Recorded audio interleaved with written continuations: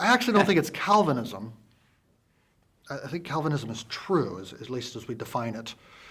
Total depravity, unconditional election, limited atonement, or particular redemption, irresistible grace, perseverance of the saints. I want to say those things are biblical and true, and those aren't the problem. Amen. I would say the problem is my heart, Right. My arrogant heart, which is going to take anything that God gives me, and I'm going to use it for personal gain, put myself above others, right? I know more than you, right?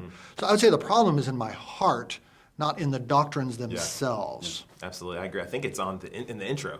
I say Calvinism has a problem, and it's not the doctrines, it's not the theology. It's us. It's us. Yeah, that's right. It's us Calvinists. And I think total depravity highlights. So why are there arrogant Calvinists?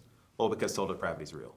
And well said. It's our own poison pill, if you like. I think we're just, the nature of total depravity is we're perpetually prone towards depending on anything besides Christ.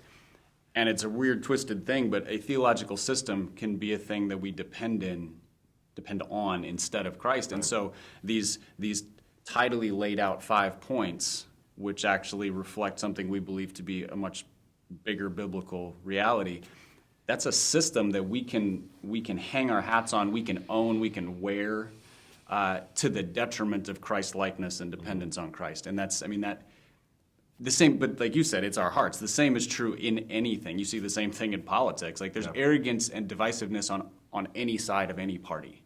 There's the same thing in any theological issue. Like there's arrogance in those who are in opposition to Calvinism as well, because it's the human heart. Right. Yeah, I think when we find our identity in anything other than Christ, it will lead to arrogance in something. But I think about Calvinism because, the mystery, when people learn about election for the first time, it feels like the curtain's been pulled back. Mm-hmm. And that now you kind of know something that others don't know. And I kind of liken it to the people that are all into government conspiracies. And they get all riled up and excited, and they just want to force these things on people in every capacity. But so now we have been led into the true mechanisms of salvation.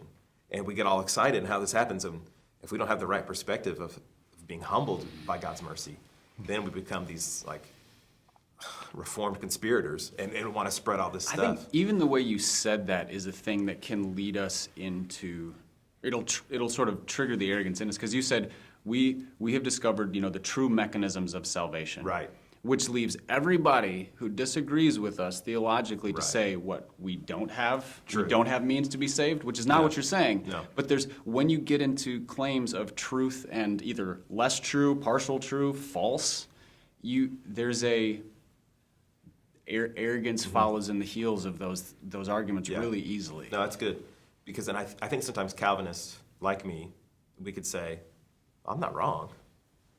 This is true. Mm-hmm. But I think the humble posture could say, I could be wrong about my understanding on this. I don't think I'm wrong. Like my position on definite atonement. I think I'm right. Yeah. Could I be wrong? Absolutely. I could learn later. My understanding of that nuance is wrong, or this, or when we get in the presence of Christ and say, no, actually, you were wrong about that point. That you misunderstood it. It actually worked out this way.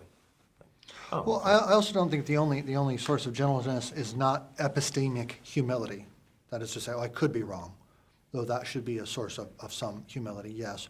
But I think also just awareness of how long it took me and how patient Christ has been with me, like a shepherd taking me step by step into knowledge and understanding. Yeah.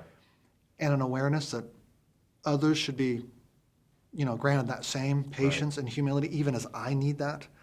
And so my posture towards you should be one of just patience and carefulness and knowing, hey, I still have a ways to go, and we do too. Yeah.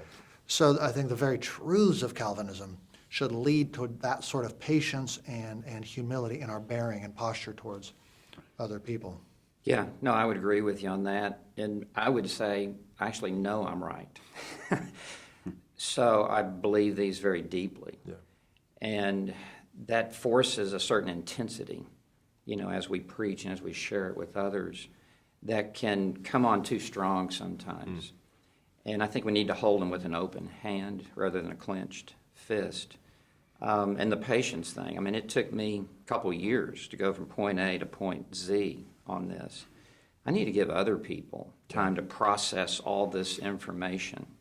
And at the end of the day, God is sovereign over who believes His sovereignty. And we're dependent upon God to open people's eyes and allow them to see the truth.